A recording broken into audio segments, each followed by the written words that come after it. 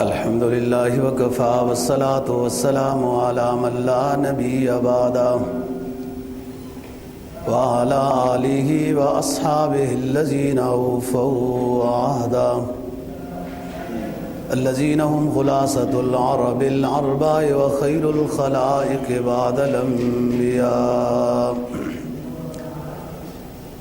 اما بعد فاعوذ باللہ من الشیطان الرجیم بسم اللہ الرحمن الرحیم احل اللہ البیع وحرم الربا فمن جاءه موعظۃ من ربہ قال النبی صلی اللہ علیہ وسلم ان الربا وان کثر فإن عاقبته تصير إلى قليل صدق الله العظيم وصدق رسوله النبي الأمي الكريم ونحن على ذلك لمن الشاهدين والشاكرين والحمد لله رب العالمين۔ تیسرا پارہ سورہ بقرہ کی ایک آیت کریمہ کا حصہ، اور جناب نبی پاک صلی اللہ علیہ وسلم کا ایک فرمان تلاوت کیا ہے، جس کو مسند احمد اور ابن ماجہ نے روایت کیا ہے۔ فرمایا اللہ رب العزت نے احل اللہ البیع وحرم الربا فمن جاءه موعظۃ من ربہ فلہ ما سلف۔ اللہ پاک نے بیع کو حلال کیا ہے اور سود کو حرام کیا ہے۔ فمن جاءه موعظۃ من ربہ فانتہى فلہ ما سلف وامرہ الی اللہ ومن عاد فاولئک اصحاب النار هم فیہا خالدون۔ اللہ نے خرید و فروخت، بیع و شراء کو حلال کیا ہے، سود کو حرام کیا ہے، اور تمہیں سمجھانے کے بعد جو شخص باز آ جاتا ہے، اس نصیحت کے سننے کے بعد باز آ جاتا ہے، سودی لین دین سے رک جاتا ہے، تو جو اس سے پہلے ہو چکا وہ معاف ہے۔ فانتہا فلہ ما سلف وامرہ الی اللہ، اور اس کا معاملہ اللہ کے حوالے ہے۔ ومن عاد، سود کی حرمت کے نازل ہونے کے بعد، سود کے سمجھنے کے بعد کہ یہ حرام ہے، پھر بھی وہ سودی لین دین کرتا ہے، ومن عاد فاولئک اصحاب النار هم فیہا خالدون، یہ جہنمی ہیں اور ہمیشہ اس میں رہیں گے۔ یمحق اللہ الربا ویربی الصدقات، سود بے برکتی کی طرف لے کے جاتا ہے، بے سکونی کی طرف لے کے جاتا ہے، اور جائز طریقے سے کمائی، اس میں صدقہ و خیرات، یہ دنیا آخرت کے لحاظ سے اضافے کا سبب بنتا ہے۔ جناب نبی پاک صلی اللہ علیہ وسلم کا فرمان تلاوت کیا ہے، اس کو ابن ماجہ نے نقل کیا۔ فرمایا ان الربا وان کثر، سود کی کمائی وان کثر، اگرچہ بہت زیادہ محسوس ہو، فإن عاقبتہ تصیر الی قلیل، سودی لین دین کرنے والے کا انجام وہ قلت کی طرف ہی ہوتا ہے، بے سکونی کی طرف ہی ہوتا ہے، راحت نہیں ہوتی۔ گزشتہ جمعے پر بھی تجارت اچھے انداز میں کی جائے تو اس کا بہت اونچا مقام ہے، اس پر بات ہوئی۔ اور اگر اس میں اسلامی ہدایات کا خیال نہ رکھا جائے تو پھر گناہ بھی بہت بڑا ہے۔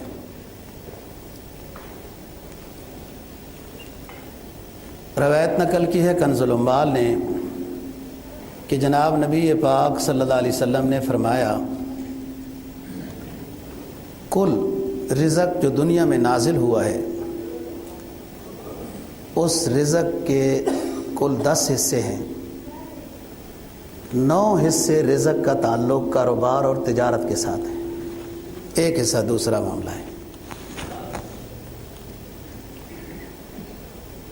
تجارت ایک مقدس شعبہ ہے،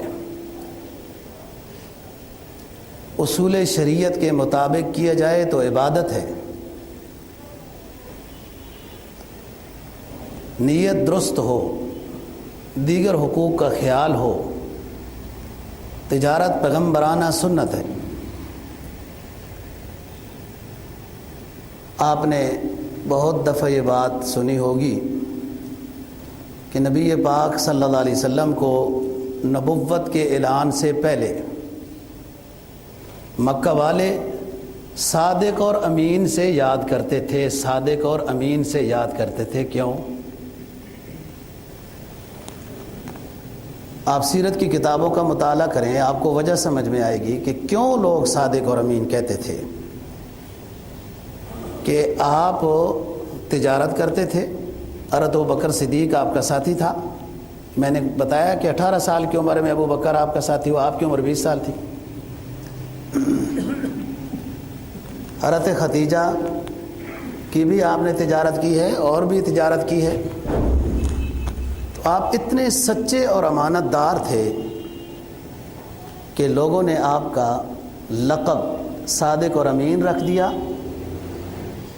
صادق اور امین شخص کی بات کی جاتی تھی تو مکہ کا معاشرہ نبی پاک صلی اللہ علیہ وسلم کو ہی سمجھتا تھا، کوئی نام اور نہ لیا جائے، کہا جائے کہ فلاں صادق اور امین کی بات ہے تو اس میں نبی پاک صلی اللہ علیہ وسلم سمجھے جاتے تھے کہ آپ اتنے سچے تھے، اور آپ کے پاس کسی نے بھی امانت رکھوائی، جس طرح بھی آپ کے پاس امانت رکھوائی گئی آپ نے اس کو محفوظ رکھا۔ امانت داری حصہ ایمان ہے، امانت داری حصہ ایمان ہے۔ تو آپ کی تجارت کی صداقت کی وجہ سے آپ کو صادق اور امین کہا جاتا تھا۔ دوستو، اسلام نے قرآن مجید کے اندر تقریباً 30-32 مقامات پر زکوٰۃ ادا کرنے کا حکم دیا ہے۔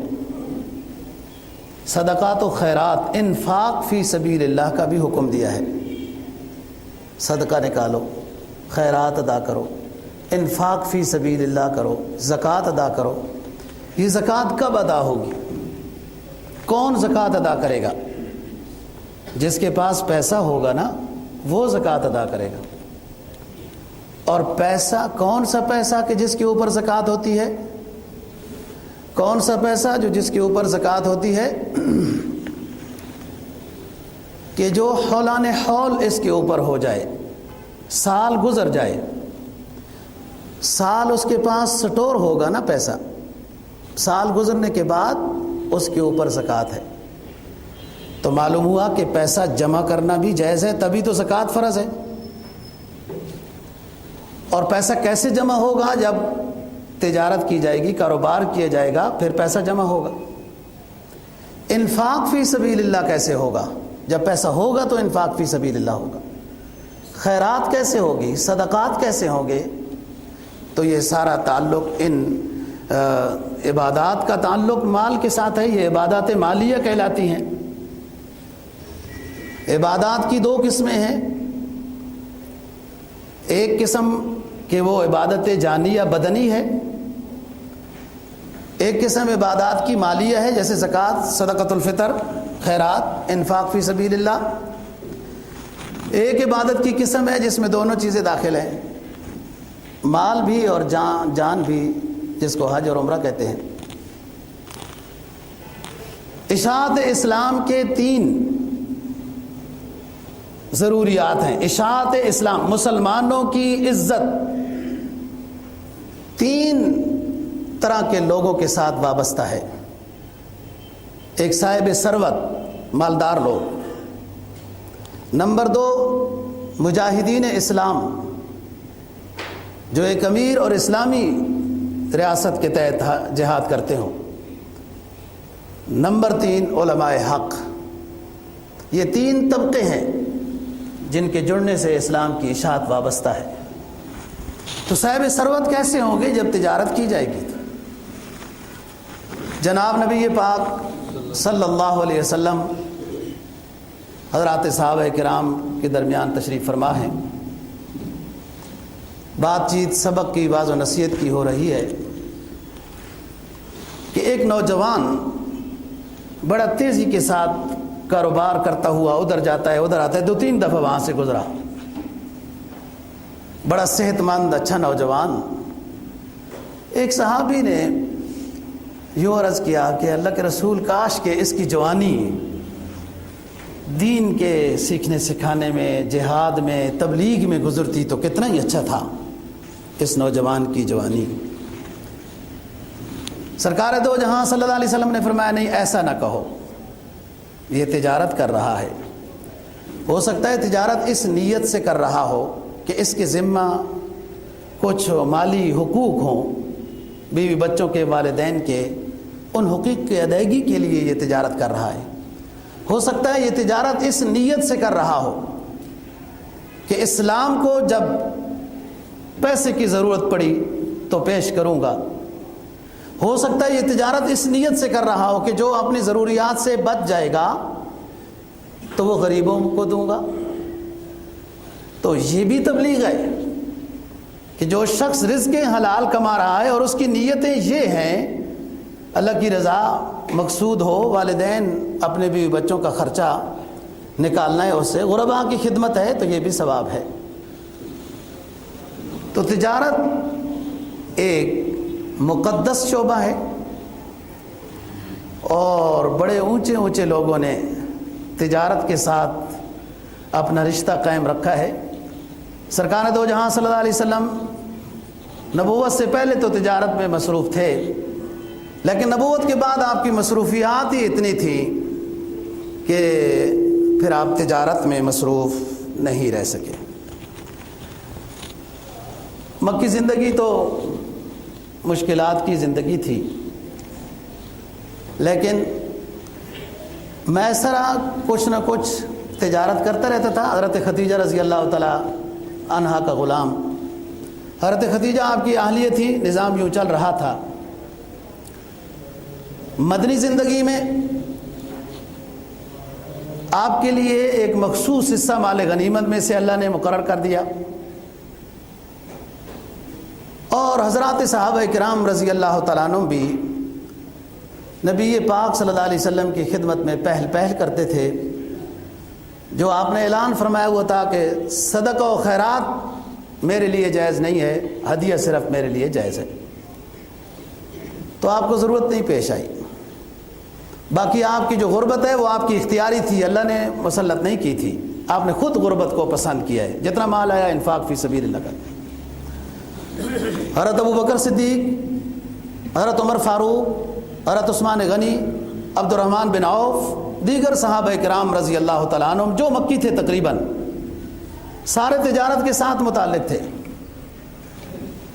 حضرت ابو بکر صدیق رضی اللہ تعالیٰ عنہ کپڑے کا کاروبار کرتے تھے، تو خلافت کے بعد بھی کپڑے کا کاروبار جاری رکھنے کی کوشش کی. حضرت عمر فاروق رضی اللہ تعالیٰ عنہ نے اصرار کیا کہ خلیفۃ المسلمین آپ اپنی تجارت میں جب مصروف ہوں گے تو یہ امور سلطنت کیسے آپ سنبھالیں گے؟ چھوڑ دیں آپ تجارت کو، بس حوالے کر دیں، اور آپ کا جو جائز خرچہ ہے وہ خرچہ آپ بیت المال سے لیں. حضرت ابو بکر صدیق رضی اللہ تعالیٰ عنہ نے 2 سال میں جو تنخواہ لی ہے بیت المال سے وہ تقریباً 6000 درہم ہے. موجودہ حساب سے ماہانہ تنخواہ 40,000 روپے خلیفۃ المسلمین کی. اور ایک کمبل تھا اور ایک لوٹا تھا اور اس طرح کی 2-3 چیزیں تھیں۔ مرض الوفات میں اپنی بیٹی حضرت عائشہ صدیقہ رضی اللہ تعالی عنہا کو وصیت کی کہ میرا جو فلانا باغ ہے اس کو فروخت کرنے کے بعد پہلے 6000 درہم بیت المال کو واپس کر دیے جائیں۔ عمر نے مجھے اصرار کیا تھا، تنخواہ میں نے لے لی تھی، دل میرا مطمئن نہیں تھا، میرے پاس اب پیسے ہیں، وہ پیسہ واپس کر دیا جائے، باقی جو بچ جائے تو وہ ورثہ میں تقسیم کر دیا جائے۔ حضرت امام اعظم ابو حنیفہ رحمہ اللہ تعالیٰ اور دیگر بڑے بڑے حضرات کہ وہ تجارت کے ساتھ مصروف رہے۔ میں تو ان ساتھیوں سے بھی درخواست کرتا ہوں جو تنخواہ دار کسی ادارے کے ملازم ہیں، بے شک ٹھیک ہے اس میں بھی امانت دیانت ہو تو بہت اونچی بات ہے، لیکن تھوڑی سی تجارت بھی کرتے رہنا چاہیے۔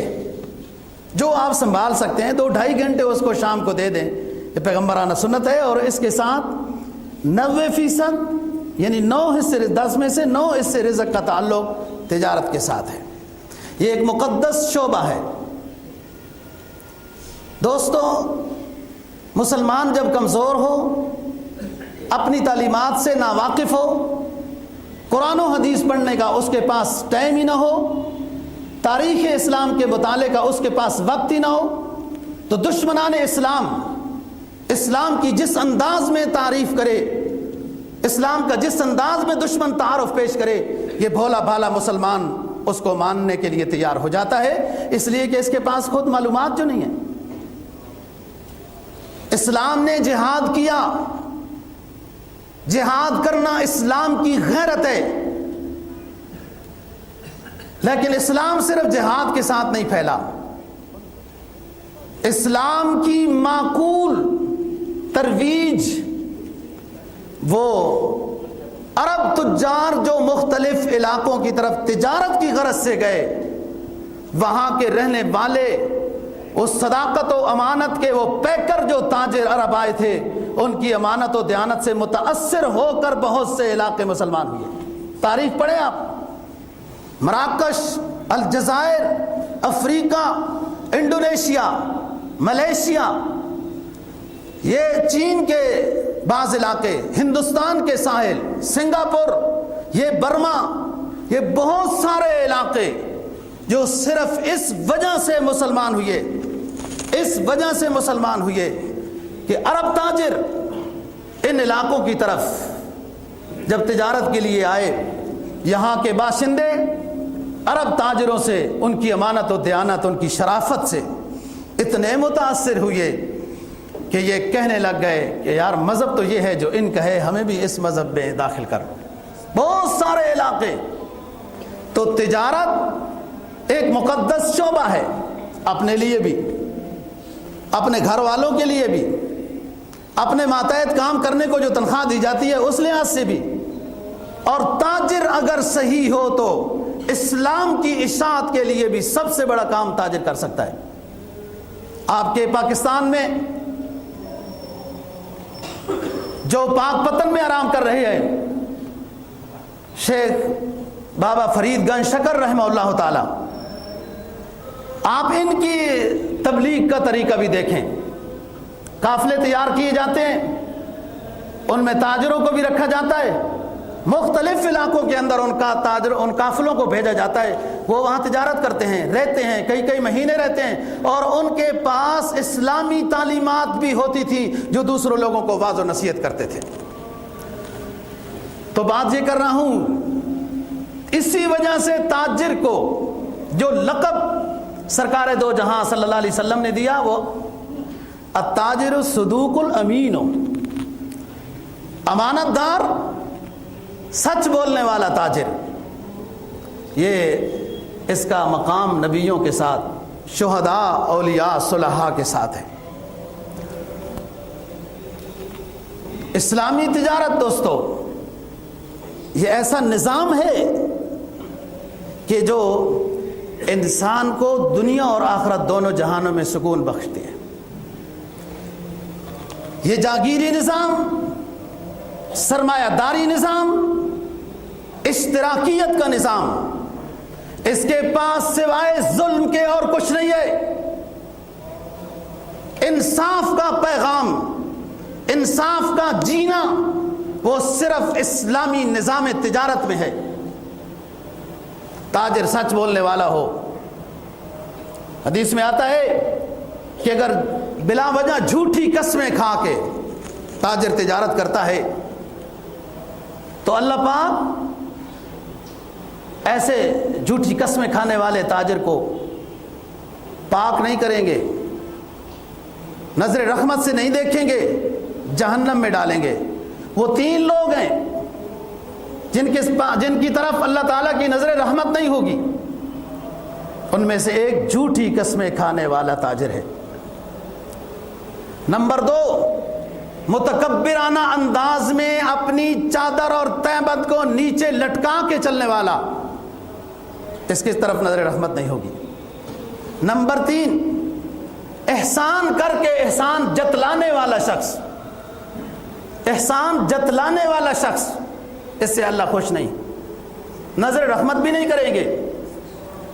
نیکی کرنی ہے، کسی کے ساتھ احسان کرنا ہے، خواہ زکوٰۃ دینی ہو، صدقہ و خیرات دینا ہو، انفاق فی سبیل اللہ ہو، ہدیہ دینا ہو، ویسے کسی کا تعاون مقصد ہو تو خالص خالص خالص اللہ کی رضا ہو، اس سے کوئی وابستہ نہ ہو، کوئی مفاد وابستہ نہ ہو، اور موقع محل کے مطابق اس کو یہ بھی نہ کہا جائے کہ میں تو تمہیں اتنا کرتا تھا اور یہ کرتا تھا اور آپ نے تو یہ کیا، یہ نہیں کہنا چاہیے۔ دوسری شرط،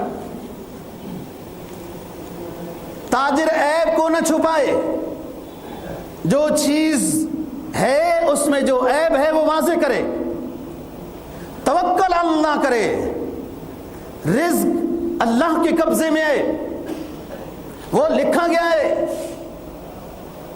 محنت کرنا سنت ہے، افوض امری سنت ہے، محنت کرنی ہے، جو چیز ہے وہ بتانی ہے، اس میں جو عیب ہے اس کو نہ چھپائے، برکت اللہ دیں گے۔ الا وان نفسا لن تموت حتى تستكمل رزقها فاتقوا الله واجملوا في الطلب وتوکلوا علی اللہ واجملوا في الطلب وتوکلوا علی اللہ واجملوا في الطلب وتوکلوا علی اللہ فإن اللہ يحب المتوکلین۔ سنو لوگو، ہر ذی روح کے لیے رزق مقرر کر دیا گیا، عطا کر دیا گیا ہے رزق، بس تمہیں حکم یہ ہے اجملوا فی الطلب، اس کو تلاش کرنے میں اچھے انداز ہو، آپ کا امانت ہو، دیانت ہو، سچائی ہو، فتوکل علی اللہ، نتیجہ اور بھروسہ اللہ کے حوالے کر دیں، یقیناً اللہ تعالیٰ کامیاب کرے گا، رزق دے گا۔ نبی پاک صلی اللہ علیہ وسلم ایک جگہ سے گزرتے ہیں، مدینہ کے بازار سے گندم بیچی جا رہی تھی، ڈھیر لگا ہوا ہے، آپ نے اس کے اندر ہاتھ ڈالا، گندم کی ڈھیر کے اندر ہاتھ مبارک ڈالا اور باہر نکالا تو اندر سے گندم گیلی باہر نکلی۔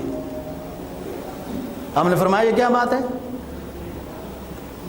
آپ نے اندر گیلی گندم رکھی ہوئی ہے اور بتا بھی نہیں رہے ہو کہ اندر گیلی ہے۔ کہا حضور رات کو بارش ہو گئی تھی، گندم گیلی ہو گئی، اب اوپر سے سوکھ گئی ہے، نیچے ابھی سوکھی نہیں ہے۔ آپ نے فرمایا نیچے یوں ہاتھ ڈال کے گندم کو اوپر کرو، گیلی کو بھی۔ یہ عیب ہے آپ کی گندم میں اور چھپا ہوا ہے عیب چھپانا نہیں چاہیے۔ 2 باتیں، نمبر 1 سچ بولنا، نمبر 2 عیب نہ چھپانا، نمبر 3 دیانتداری کے ساتھ کام کرنا ہے۔ دیانتداری کیا ہے؟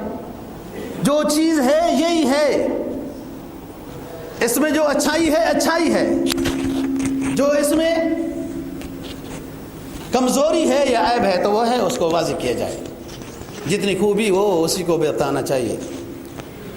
اور دوستو، دنیا ناقص کو اعلیٰ کر کے پیش کرتی ہے، اللہ ماشاءاللہ جس کو اللہ نے سمجھ دی ہو، ایمان نصیب ہوا ہو نا، ایمان والے کو پتہ ہوتا ہے جو رزق اللہ نے لکھا ہے وہ مل کے رہے گا۔ یہ ٹھیک ہے، یہ فلاں ہے، یہ آج کل اس کی کاپیاں بھی آ رہی ہیں، یہ اوریجنل ہے، یہ چائنا کی کاپی نہیں ہے، معلوم نہیں یہی کاپی ہو، ہرگز نہیں، دیانت کے ساتھ کام کرنا ہے۔ یہ اس میں عیب ہے، یہ اس میں خوبی ہے، ناپ تول میں کمی نہیں کرنی۔ وَيْلٌ لِّلْمُطَفِّفِينَ الَّذِينَ إِذَا اكْتَالُوا عَلَى النَّاسِ يَسْتَوْفُونَ وَإِذَا كَالُوهُمْ أَوْ وَزَنُوهُمْ يُخْسِرُونَ۔ ہلاکت ہے تطفیف کرنے والوں کے لیے، آخری پارہ، ہلاکت ہے کمی پیشی کرنے والوں کے لیے۔ جب لیتے ہیں لوگوں سے مال تو پورا لیتے ہیں، جب بیچتے ہیں اور دیتے ہیں تو کم کر کے دیتے ہیں، ہرگز ایسا نہ کرو۔ ترازو کو درست رکھو، حدیث میں آتا ہے تھوڑا سا جھکا کے دو۔ ترازو جب برابر ہوتا ہے نا جی تو تھوڑی سی چیز ڈالی جائے تو وہ جھک جاتا ہے۔ سنت تو یہ ہے، پہلی چیز سچ بولیں، نمبر 2 عیب کو نہ چھپائیں، نمبر 3 دیانتداری ہو، نمبر 4 اوفوا الکیل والمیزان۔ ایک قوم پر عذاب اس لیے آیا، اس کی اور بھی بہت ساری غلطی تھی قوم شعیب کی، لیکن مین مرکزی بڑی غلطی ان کی ناپ تول میں کمی کی تھی۔ حضرت شعیب علیہ السلام ان کو سمجھاتے ہیں، وہ کہتے ہیں اصلاتک تأمرک ان نترک ما یعبد آباؤنا، آپ کی نماز اس طرح آپ کو سمجھاتی ہے۔ اللہ نے فرمایا وَإِلَىٰ مَدْيَنَ أَخَاهُمْ شُعَيْبًا، ہم نے قوم مدین کی طرف ان کا قومی بھائی حضرت شعیب کو پیغمبر بنا کر بھیجا۔ قَالَ يَا قَوْمِ اعْبُدُوا اللَّهَ مَا لَكُم مِّنْ إِلَٰهٍ غَيْرُهُ قَدْ جَاءَتْكُم بَيِّنَةٌ مِّن رَّبِّكُمْ فَأَوْفُوا الْكَيْلَ وَالْمِيزَانَ وَلَا تَبْخَسُوا النَّاسَ أَشْيَاءَهُمْ وَلَا تَعْثَوْا فِي الْأَرْضِ وَلَا تُفْسِدُوا بَعْدَ إِصْلَاحِهَا۔ اللہ کے پیغمبر حضرت شعیب نے اپنی قوم کو سمجھایا اللہ کی عبادت کرو، اس کے علاوہ کسی کو اپنا معبود نہ مانو۔ قَدْ جَاءَتْكُم بَيِّنَةٌ مِّن رَّبِّكُمْ فَأَوْفُوا الْكَيْلَ وَالْمِيزَانَ وَلَا تَبْخَسُوا النَّاسَ أَشْيَاءَهُمْ وَلَا تُفْسِدُوا فِي الْأَرْضِ بَعْدَ إِصْلَاحِهَا۔ ناپ تول کو پورا کر کے دو، زمین میں فساد نہ بناؤ، فساد نہ مچاؤ۔ ناپ تول ضروری ہے۔ نبی پاک صلی اللہ علیہ وسلم نے مدینہ والوں کے لیے دعا کی، اللہ تعالیٰ ان کے مد میں، ان کے سا میں، ان کے کاروبار میں برکت دے۔ آپ کے سامنے شکایت آئی تھی، پرانے مدینہ والے اسلام سے پہلے کچھ ہاتھ کی صفائی دکھا دیتے تھے، آپ نے فرمایا اور اس کے بعد مدینہ والوں نے امانت و دیانت کا حق ادا کیا۔ 4 اصول بیان ہوئے۔ 5واں اصول، تجارت عبادت ہے، تمام حقوق کو ساتھ لے کے چل رہی ہو، لہذا اگر زور کی اذان ہو گئی تو یہ امر اسلام کا متوجہ ہو گیا، اس کو ادا کرنا ہے۔ عصر کی اذان ہو گئی تو اس امر کو متوجہ کرنا ہے، پورا کرنا ہے۔ مغرب کی اذان ہو گئی تو مغرب کی نماز کی ادائیگی کا امر متوجہ ہو گیا، اس کو پورا کرنا ہے۔ اور اب رات ہو گئی تو گھر چلے جانا ہے۔ بچوں اور والدین کا بھی، بیوی بچوں کا بھی حق ہے ان کے ساتھ بیٹھنا۔ بے شک آپ کا رزق، آپ کی یہ چیزیں سب گھر والوں کے لیے کارآمد ہیں، لیکن آپ کا وجود بھی گھر والوں کے لیے ایک نعمت ہے۔ بچے اداس سو جاتے ہیں، والد کی کمی، والد کی غیر حاضری کوئی چیز نہیں پوری کر سکتی، جس طرح والدہ کی غیر حاضری کوئی چیز نہیں پوری کر سکتی۔ وہ بچے سوچ کے سو جاتے ہیں کہ ہمارا والد، ہمارا ابو نہیں آیا، وہ آئے گا تو ہم کھانا کھائیں گے۔ 5 اصول ہو گئے کہ تجارت کے ساتھ حقوق اللہ اور دیگر چیزوں کے حقوق بھی ادا کرنے ہیں۔ 6ٹھی چیز، زکوٰۃ کو پابندی کے ساتھ ادا کرنا ہے۔ جو مال آپ کے پاس ہے اس کی قیمت فروخت لگانی ہے، جو آپ اس سے کم نہیں بیچیں گے۔ 100 روپے کی چیز آئی، آپ 120 سے کم نہیں بیچیں گے۔ اس چیز کا حساب 120 روپے کے لحاظ سے دکان میں جتنا مال ہے 10 لاکھ کا ہو گیا۔ آپ نے مختلف پارٹیوں کے، مختلف کمپنیوں کے پیسے دینے ہیں، وہ 3 لاکھ ہے، 3 لاکھ منفی ہو گئے، 7 لاکھ کے اوپر زکوٰۃ ادا کرنی ہے۔ 6 چیزیں۔ 7ویں چیز، گاہک کے ساتھ نرمی سے پیش آنا ہے، اچھے اخلاق سے پیش آنا ہے۔ اور میری طرح کوئی مولوی صاحب پہنچ گیا تو انہوں نے کہا اس کو کیا کرنا ہے، اس نے تو رعایت ہی کرانی ہے، خواہ مخواہ یہ ٹائم ہی ضائع کرنا ہے، چھوڑی مولوی صاحب کوئی نہیں جی آگے پتہ کرو، آ جائے گا، منگوا دیں گے۔ ایک مثال دے رہا ہوں، بعض لوگ اس طرح کرتے ہیں۔ اور اگر بڑی بوٹ شوٹ پالش وغیرہ ہے جی آج کل کے لحاظ کے مطابق، جب چیز پہنچ گئی بندہ ہاں سر، جی سر، ہاں سر، نہیں، آپ کا جی سر، ہاں سر، ادب و احترام، اخلاق حسنہ ایک مالدار پوزیشن والے کے لیے بھی وہی ہو، ایک غریب کے لیے بھی وہی ہو، یہ اخلاق حسنہ ہے۔ امام شافعی رحمہ اللہ تعالی حجامت کرانے گئے تو ان کا نمبر آ گیا، حجامت میں جیسے 2-3 بندے کھڑے ہوتے ہیں، تو ایک اس وقت کے لحاظ سے بابو آ گیا. وہ نائی بھی تو سمجھدار ہوتے ہیں، بھائی مولوی صاحب نے کیا کرنا ہے، آخر میں جب 10 روپے مانگو وہ بھی کہے گا اس میں رعایت کر دو. نائی نے یہ کیا کہ کہا صوفی صاحب آپ تھوڑا لیٹ ہو جاؤ، میں صاحب کو فارغ کر دوں. امام صاحب نے کہا ٹھیک ہے. وہ کیا جانے میں جی قدرے زر زر گھر بدانت، قدرے امبر امبری، قدرے گل بل بدانت، قدرے گل بل بل بدانت، قدرے جوہر جوہری. اسے کیا خبر یہ شخص جو میرے پاس حجامت کروانے آیا یہ کون ہے، یہ تو حالانکہ وقت کا امام ہے. امام صاحب نے کہا ٹھیک ہے کرا لو. اور جب امام صاحب کا نمبر آیا تو امام صاحب نے، خادم ساتھ تھا کوئی طالب علم شاگرد، کہا وہ تھیلی جو درہم کی لائی تھی اس کو دے دو، اور کہا حجامت پھیل کر لیں گے. تو یہ سمجھا کہ یہ پتہ نہیں کچھ دے گا یا نہیں دے گا، لیکن انصاف کے ساتھ معاملہ کرو، اپنے رزق کو مشکوک نہ کرو، رزق کو رزق حلال رہنے دو. ہر کسی کے ساتھ اخلاق حسنہ سے پیش آنا ہے. وَإِنْ كَانَ ذُو عُسْرَةٍ فَنَظِرَةٌ إِلَىٰ مَيْسَرَةٍ وَإِنْ تَصَدَّقُوا فَهُوَ خَيْرٌ لَكُمْ. قرآن کی آیت ہے وَإِنْ كَانَ ذُو عُسْرَةٍ فَنَظِرَةٌ إِلَىٰ مَيْسَرَةٍ وَإِنْ تَصَدَّقُوا فَهُوَ خَيْرٌ لَكُمْ. نرمی کے ساتھ بات کریں. وہ گاہک نہیں سمجھتا آپ کی اس چیز میں کیا خوبیاں ہیں، اس نے پھر صرف اشتہار پڑھا تھا، کسی نے اس کو بتایا تھا یہ چیز ہوتی ہے. آپ اس کو تفصیل سے سمجھائیں یہ خوبیاں یہ خامیاں ہیں، اچھے اخلاق سے پیش آئیں. خواہ لے یا نہ لے وہ چیز، آپ کو اچھے اخلاق کا ثواب ملے گا. اور اگلے کیا فرمایا کہ اگر اس نے کوئی قرضے پر چیز لی، قرضے پر چیز دینا واجب نہیں ہے، آپ کی مرضی ہے. ادھار پر چیز دیتے ہیں، کسی کو ادھار دیتے ہیں، اچھی بات ہے، لیکن شریعت آپ کو مجبور نہیں کرتی. آپ کا دل مانتا ہے کسی کو ادھار دینا، نہیں مانتا اپنی مرضی کرے. لیکن ادھار پر چیز دے دی، کسی کو قرضہ دے دیا،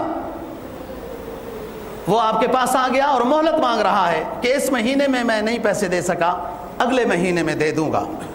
تو آپ اس کے ساتھ نرمی کا معاملہ کریں، کہیں کوئی بات نہیں آپ اگلے مہینے میں دے دیں. حدیث میں جناب نبی پاک صلی اللہ علیہ وسلم کا فرمان ہے، فرمایا میدان حشر میں ایک مالک کی جو کاروبار کا بڑا تھا، اس کی صرف اس وجہ سے مغفرت کر دی جائے گی کہ اپنے مقروضوں کے ساتھ وہ نرمی کا معاملہ کرتا تھا. جب اس سے وہ لوگ آ کے مہلت مانگتے تھے کہ صاحب ابھی تک پیسے نہیں بنے، مہینے بعد پیسے دے دیں گے، تو وہ کہتا ٹھیک کوئی بات نہیں. اور کوئی معافی کے لیے آ جاتا تھا کہ بس پیسے نہیں بن سکے، معاف کر دیں، تو وہ اس نے کہا کہ میں اگر نہیں بھی ہوں، جو اپنے اس کے ماتحت تھے ان کو بھی سمجھایا ہوا تھا کہ ان کو معاف کر دیا کرو. یہی بات قرآن مجید نے فرمائی وَإِنْ كَانَ ذُو عُسْرَةٍ فَنَظِرَةٌ إِلَىٰ مَيْسَرَةٍ. اگر وہ غریب مالدار سے مہلت مانگتا ہے مہلت دے دو. وَإِنْ تَصَدَّقُوا فَهُوَ خَيْرٌ لَكُمْ. یہ تو اونچی بات ہے نا جی، یہ تو اونچی بات ہے.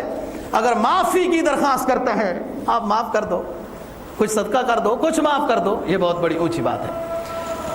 تو بات یہ ہے دوستوں، نرمی کے ساتھ، تعاون کے ساتھ، اور اس کو خدمت سمجھ کے کرنا ہے کہ میں نے یہ چیزیں مارکیٹ میں اس لیے رکھی ہوئی ہیں کہ مخلوق خدا کی یہ ضرورت ہے، جائز نفع اس لیے رکھا ہوا ہے کہ میری مارے والدین یا اسلام یا غربا کا اس میں حق ہے.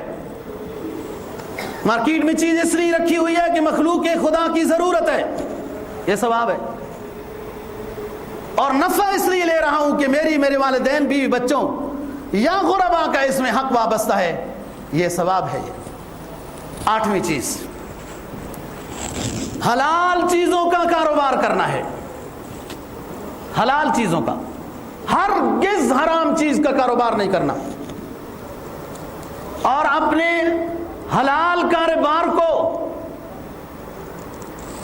مشکوک بھی نہیں بنانا، ایک آدھ چیز کو مکروہ چیز کو رکھ کے. یاد رکھو چیز، جو چیز فائدہ محض ہے اسلام نے اس کو حلال کہا ہے، وہ حلال ہے. جو چیز دو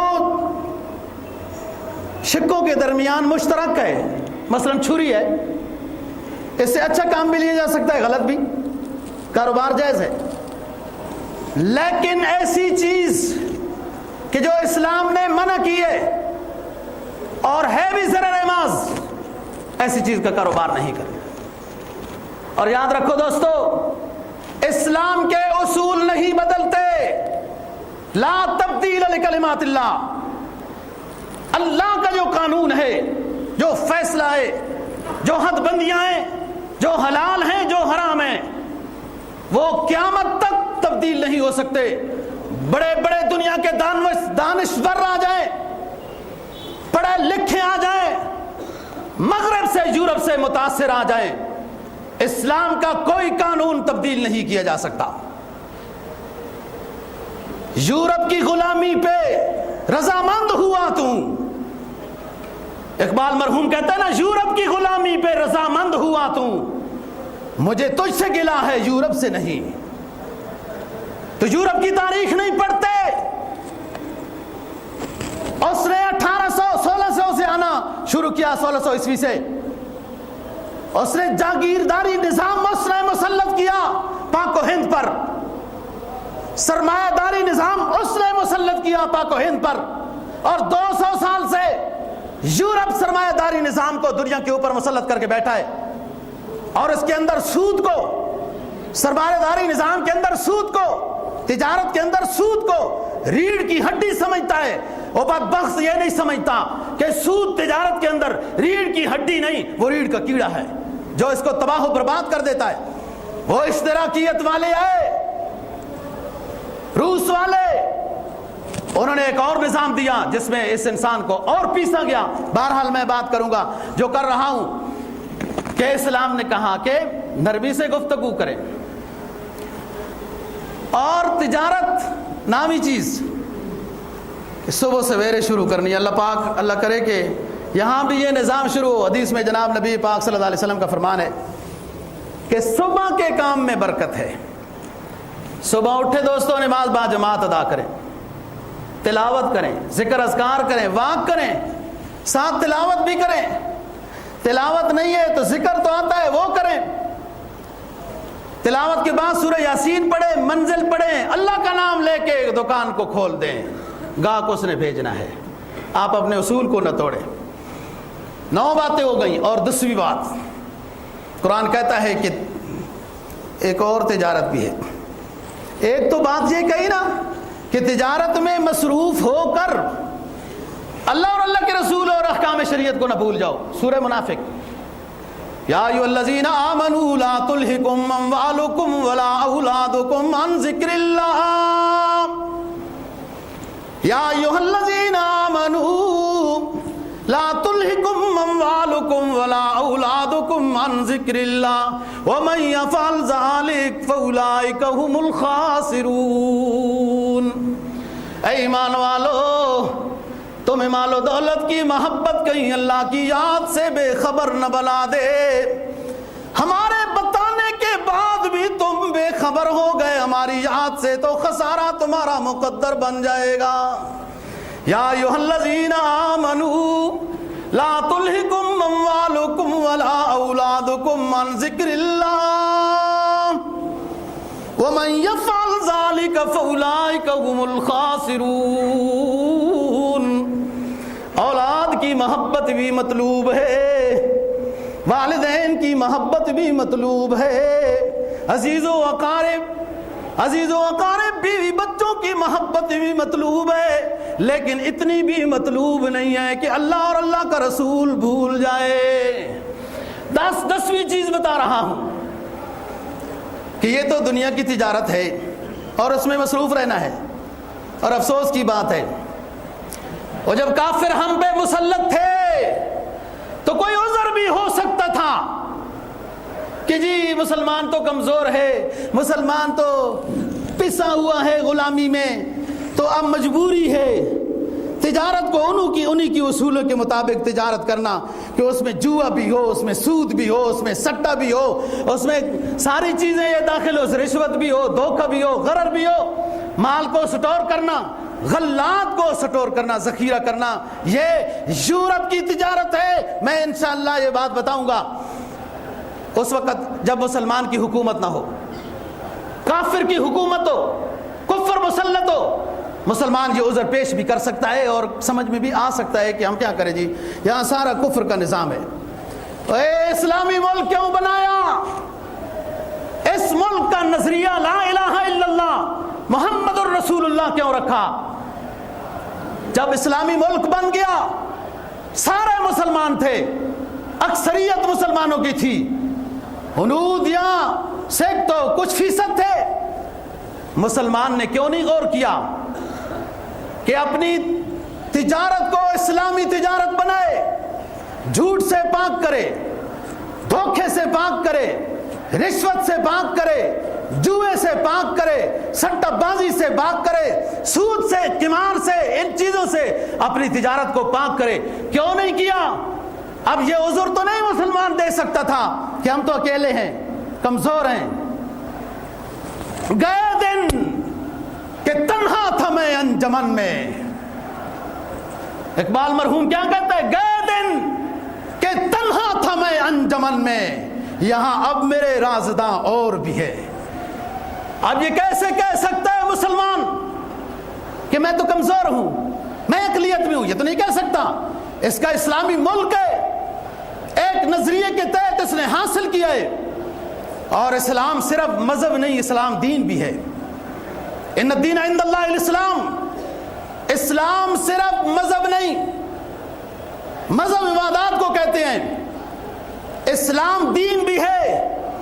دین کہتے ہیں اس دستور کو جو مکمل نظام ضابطۂ حیات دے، دین کہتے ہیں اس دستور کو جو مکمل انسانی ضابطۂ حیات دے، وہ دین ہوتا ہے۔ اسلام نے تجارت دی، اخلاقیات دیے، معاملات دیے، معاشرت دی، سب نظام اسلام نے دیا، اور نبی پاک صلی اللہ علیہ وسلم کے زمانے میں عملاً یہ سامنے ہو کے آیا۔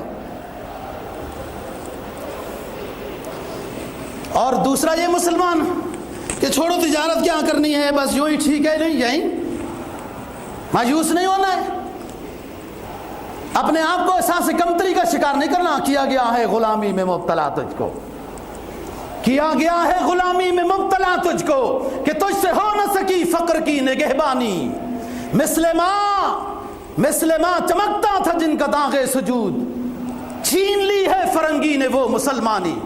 یہ فرنگی تو مسلط ہے کہ اسلامی دستور کے مطابق، پاکستانی آئین کے مطابق جب قیدیانی کافر ہے، وہ اصطلاحات مسلمانوں کی مسجد ہو یا جو بھی ہو، یہ نام قیدیانی استعمال نہیں کر سکتے۔ پاکستانی آئین اور دستور کے مطابق اسلام کا تو ہے ہی ہے، اس کے باوجود حرف اوپر نیچے آگے پیچھے یوں کیے جاتے ہیں، اس کی ضرورت کیا ہے؟ یہ مسلمان حکمران ہے، اور ختم نبوت کا عقیدہ یہ صرف مولویوں کا عقیدہ نہیں ہے، یہ صرف مدرسوں کے طالب علموں کا عقیدہ نہیں ہے، تمام عالم اسلام مسلمانوں کا عقیدہ ہے۔ عالم ہو جاہل ہو، پڑھا لکھا ہو ان پڑھ ہو، پاکستانی ہو غیر پاکستانی ہو، بوڑھا ہو جوان ہو، عورت ہو مرد ہو، ہر ایک مسلمان کا عقیدہ ختم نبوت ہے۔ نبی پاک سرکار دو جہاں خاتم النبیین صلی اللہ علیہ وسلم کا فرمان عالی شان ہے، انا نبی لا نبی بعدی، انا نبی لا نبی بعدی، میرے بعد کوئی نبی نہیں آئے گا، بالفرض والمحال، میرے بعد اگر نبوت جاری ہوتی تو عمر بن خطاب کو نبوت عطا کی جاتی۔ عمر بن خطاب تو نبی نہیں، یا نہ یہ جلسے نکلتے، نہ یہ دھرنے ہوتے، نہ یہ جلوس نکلتے، اگر حکومت ان چیزوں کے اوپر سیاست کی نظر سے نہیں، مذہب اور عقیدے کی نظر سے ان چیزوں کی طرف توجہ دے، دلچسپی دے۔ یہ عقیدہ تمام مسلمانوں کا ہے، ہمارا نبی عالم کا نبی رحمت للعالمین ہے، وہ آخری نبی ہے، اس کے بعد کوئی نبی نہیں ہے۔ اور آئین بن گئے، قانون بن گئے، اصطلاحات طے ہو گئی کہ قیدیانیوں کی یہ اصطلاحیں، اور مسجد کو یہ کہیں گے، فلاں یہ کہیں گے، مسلمانوں کی اصطلاحیں بھی وہ استعمال نہیں کریں گے۔ پھر آئے دن ان کاغذوں کو کیوں چھڑتے؟ خام ملک میں بے امنی بنتی ہے، ان دھرنے والوں کی بات کو سنا جائے، اور ان کی جو ترتیب ہے جو سمجھ میں آتی ہے، اس کو سیاسی نقطہ نہ لیا جائے، مذہبی نقطہ نظر سے اس کو حل کیا جائے، اور یہ ہمارا سب کا عقیدہ ہے میں کوئی اس جماعت کا کارندہ نہیں ہوں، لیکن مومن ایمانی جذبے کے لحاظ سے میں یہ بات کرنا چاہتا ہوں، اور میں پہلے بھی کر چکا ہوں کئی دفعہ، اور اس میں کسی کا کوئی اختلاف نہیں۔ وہ خواہ ہمیں جناب ڈرامہ بنایا جاتا ہے، وہ دیوبندی ہے جی، وہ بریلوی ہے جی، وہ اہل حدیث ہے جی، وہ فلاں، کچھ بھی نہیں ہے بات۔ کوئی بھی ہو، مسلم جماعت کسی نام سے مشہور ہو، مسلم ہے، عقیدہ ختم نبوت اس کا عقیدہ ہے، اور اس میں تو حکومت کا بھی ہے۔ ہم تو حکومت کو بڑا مسلمان سمجھتے ہیں اور اچھے لوگ سمجھتے ہیں، اور نام بھی جناب مسلم لیگ ہے۔ کوئی اور جماعت ہوتی تو پھر بھی کوئی، یہ تو ہے بھی مسلم لیگ، اور اچھے لوگ ہیں، نمازی لوگ ہیں، ہم تو تعریف ہی کرتے ہیں، میاں صاحب کے لیے بھی دعا کرتے رہتے ہیں، اللہ تعالیٰ ان کے لیے کو بہتر صورت کرے، لیکن اچھے کام کرنے چاہیے۔ اور یہ جب چیز واضح ہے، اس کو خواہ چھیڑنا نہیں چاہیے، اور جب چھیڑا ہے تو اس کو جلدی سے حل کریں، قوم کے سامنے اور اللہ کے سامنے، مسلمانوں کے سامنے، کہ ان کے دل زخمی ہوئے۔ یہ ختم نبوت کے چوکیدار ہیں، ہر مسلم ختم نبوت کا چوکیدار ہے۔ تاریخ اسلام پڑھ کے دیکھو، حضرات صحابہ کرام رضی اللہ تعالیٰ عنہ نے، خلیفۃ المسلمین حضرت ابو بکر صدیق رضی اللہ تعالیٰ عنہ کی زیر قیادت، جو مسیلمہ کذاب، اسود عنسی اور طلیحہ، ان جھوٹے نبیوں کے خلاف جہاد کیا، جس میں سر فہرست لیڈر خالد بن ولید رضی اللہ تعالیٰ عنہ، اور جس میں واشی بن حرب بھی کامیاب ہوا۔